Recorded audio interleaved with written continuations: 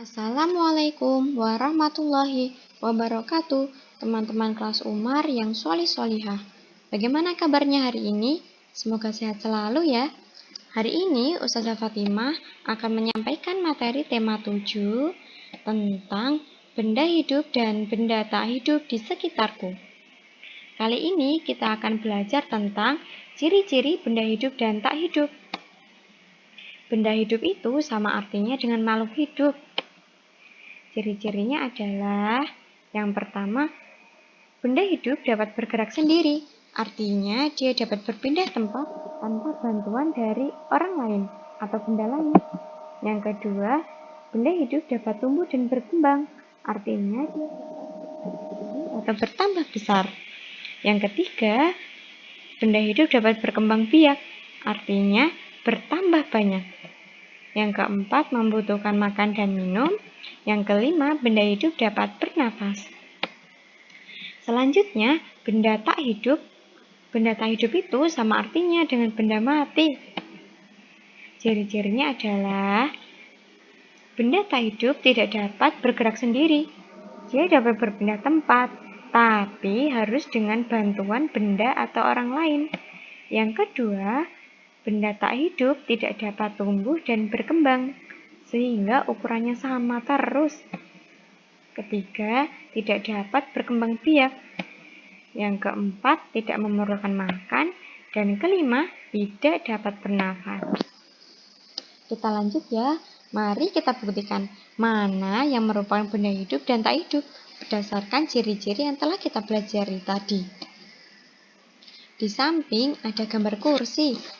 Kita jawab ya pertanyaan pertama. Apakah kursi dapat bergerak sendiri? Kita jawab tidak. Oke, sip. Kursi tidak dapat bergerak sendiri. Selanjutnya, apakah kursi memerlukan makan?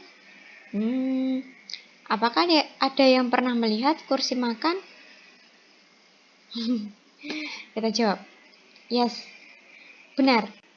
Kursi tidak memerlukan makan. Selanjutnya, apakah kursi dapat tumbuh? Apakah ada yang pernah melihat kursi semakin hari semakin tinggi dan semakin besar? Oke, kursi tidak dapat tumbuh. Kita dapat menarik kesimpulan, kursi tidak bergerak sendiri, tidak memerlukan makan, dan tidak dapat tumbuh. Sehingga kursi merupakan benda tak hidup. Kita coba lagi ya. Ada gambar ayam. Apakah ayam dapat bergerak sendiri? Tepat. Ayam dapat bergerak sendiri. Selanjutnya, apakah ayam memerlukan makan? Kita jawab ya. Sip. Ayam memerlukan makan. Yang ketiga, apakah ayam dapat tumbuh? Oke, ayam dapat tumbuh dari yang kecil menjadi semakin besar. Kita lanjut ya. Selanjutnya yaitu contoh benda hidup dan tak hidup.